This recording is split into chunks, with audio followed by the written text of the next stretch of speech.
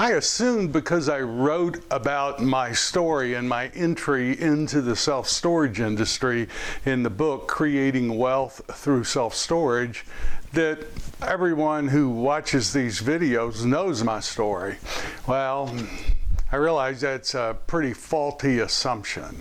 Hello, my name's Mark Helm, and I'm the author of Creating Wealth Through Self-Storage, and I'm the creator of the Self-Storage Quick Start Academy. And what I do is I support the small investor who wants to get in the self-storage business or who wants to strategically grow their self-storage business, do so in a way that creates true wealth and a fulfilling career. And if you're interested, I'd just like to take a quick moment and share with you my entry point into the self-storage industry. In the mid-1990s, I was in the commercial real estate business. I woke up every day like a broker. I had a commercial property management company, and we primarily managed office buildings. And I did brokerage at a commercial-only real estate company. And primarily what I did was I had a client list, and we would sell them office buildings, mostly B-class office buildings, and then we would manage them, reposition them, lease them up, get the income stream improved, and then turn around and sell them for a profit. And we were primarily in the office business, leasing, management, and sales business. Did some other stuff. That's primarily what we did. And we were fairly good at it. In the commercial property management business, how good you are to a large degree is measured by what your renewal rate is. In other words, when a tenant's lease is up, they've got to renew it, because we would budget $5.50 a square foot for a tenant to renew a lease.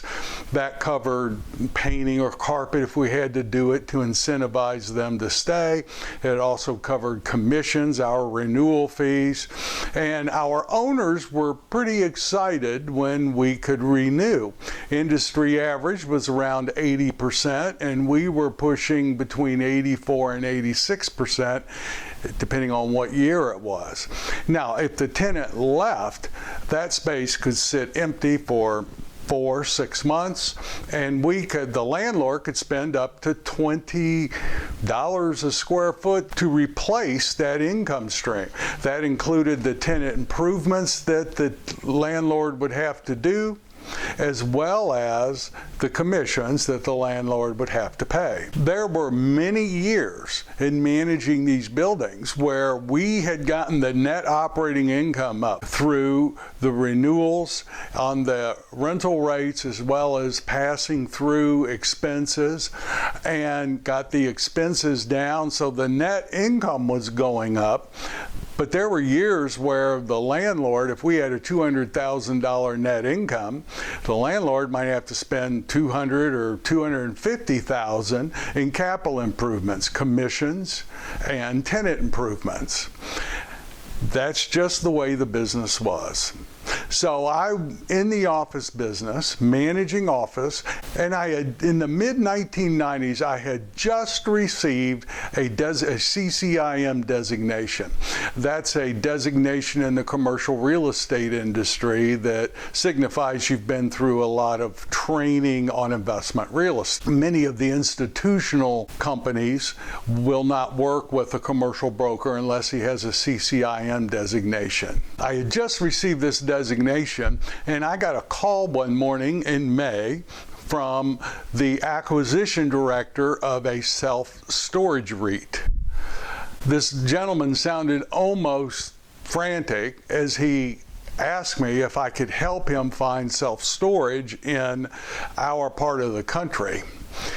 Well, here's a tip. If you ask a real estate agent if that real estate agent can help you find real estate, there's usually only one answer. Now, I had never done a self-storage transaction, didn't know much about it, but at the time it occurred like a real simple little business to me. And of course I said, I can help you. So I got a little more information, and within a couple of weeks I met this gentleman and started showing him self-storage. Now, I was used to working with investors in the real estate industry, and we had Argus financial analysis software, a pretty powerful pretty powerful financial program. We used Giardi property management, and I was used to dealing at a particular level in the commercial real estate industry. When I met this guy, he was in short sleeve shirts, riding around with his laptop using Excel spreadsheets. It occurred like a really quaint little simple business to me. So I took him out and started showing him properties, and then I got a hold of his Excel spreadsheet to see how he analyzed them. And it didn't take me long to really see that, man, this self-storage is really just a steel wall and a concrete floor. It's like an industrial building that I had done plenty of transactions with. In the industrial arena, that simple steel wall, concrete floor building was getting about $3 to $3.50 a square foot. This self-storage project was getting $9.50 a square foot back then. Also, what I quickly saw was there were no commissions, there were no tenant improvements, there were no, in fact, if the tenant didn't leave the unit clean, this company charged them a fee. And it really caught my attention. How could some kind of asset class like this fly under the radar screen and be so good? So I started tracking this REIT as they purchased the product I was selling them, and then a year or two later seeing how that performed, and I was amazed. I didn't see any dumpsters going up and chutes coming out of a window, and all the tenant improvements that were put in 5 or 6 years earlier go down a chute into a dumpster. Didn't see any of that. What I saw was once they got a property to stabilized occupancy, it pretty much stayed at stabilized occupancy. And other than the loan payments and a capital reserve, they didn't have any other capital expenses. Their little reserve of 10 cents to 12 cents a square foot covered any capital expenses they had. I was amazed at how well this product performed. I realized that if I was going to get invested in commercial real estate, that this is what I would want to do rather than office or retail or apartments. So I went out and tried to figure out how a guy like me could get in this business. Now, lending was a lot more difficult back then. They didn't have SBA loans. Many of the banks didn't know a thing about self-storage. I had many banks who later I would get loans from tell me there's no way they would loan on self-storage. It's a specialty product, and if your tenants leave you, which, have you ever seen a building go from a storage facility go from 80% occupancy to 50? I'm not saying it hadn't happened. I've just never seen one in 20 years. But they wouldn't loan on it. So it took me a while to find some banks that would loan on it. But what I did was to get in the business, I saw how they operated. I saw how these REITs analyzed them. I saw what the expenses were. I went out and found a project, put it under contract. Then I went out and raised the equity from investors. I went and found my little group at that time who was in the commercial property management business with me. We went out and we got a loan, and we raised 20% back then. We do more now from investors. I was going as low as $5,000 and $10,000 for some investors. But we raised it and we closed on it. We bought our first facility. And it pretty much performed how we said it would perform on the pro forma. In fact, it did a little better. And we quickly put together a couple more deals. Then, 3 to 4 years later, we got an unsolicited offer from a regional REIT, not a public one, but a regional one, that bought our entire portfolio. That was my entry into the self-storage business. I saw that storage had all of the benefits of commercial real estate with very few of the drawbacks. I've since learned that storage has the lowest foreclosure rate of any asset class out there. And during the recession, it was one of the best performing assets there were. On average, storage facilities lost 6% occupancy. Compare that to office and retail during the recession. Multifamily performed fairly well. Storage did better.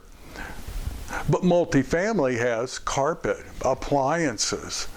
Imagine all of the tenant improvements you would spend on a 300-unit project in 10 years. Quite a bit. Now look at a storage facility. What would you spend in capital improvements in 10 years on a storage facility? Very little. Income stream's about the same. The operating expenses are less on a self-storage facility. You tell me which is a better investment. I fell in love with self-storage, and I have been in it ever since. Since we sold the first portfolio off, how we're reorganized now is very different. And I have a lot more say in whether we sell and when we sell. Wanted to share with you how I got into self-storage business, but what's important is, what is your self-storage story? How are you going to get into business, or how are you getting into business? Back when I got in, we had challenges and obstacles. Today, we have challenges and obstacles. Yes, there are different challenges today. Pricing is a challenge. How to actually buy a facility and get any kind of return with it. By the way, the hint is you do value add plays. But how do you buy something and get a return? Back then, my challenges were no one knew about self-storage, and it was hard to get financing. Today, the challenges are there. They're just different challenges. There's always challenges. What I've noticed is most of us relate to challenges or problems like they shouldn't be there. If things were going the way they should be, there would be no problem. I invite you to change that paradigm. Change that paradigm, change that belief system to the quality of my life is a function of the quality of the challenges I create for myself. Try creating a challenge called, how do I get into the self-storage business? Or how do I buy this $2.5 million facility? Create that kind of problem. Most of us have the same boring problems year after year. Create a new challenge for yourself and get in this fantastic business of self-storage. So thank you very much. My name's Mark Helm, and I'm the author of Creating Wealth Through Self-Storage, and I'm the creator of the Storage World Analyzer, and that's the financial analysis tool we use to analyze opportunities before we buy them. It lets us know what we can pay for them, and I can run many different scenarios to pick the best acquisition strategy. I was using it 10 minutes before we shot this video, looking at an opportunity up in the Cincinnati area. So if you're using Excel, great. I invite you to consider the Storage World Analyzer. In fact, I designed it to enhance and make better the Excel spreadsheets that acquisition director was using back in the mid-90s. So thank you very much. I look forward to being with you next week, and I'll see you then.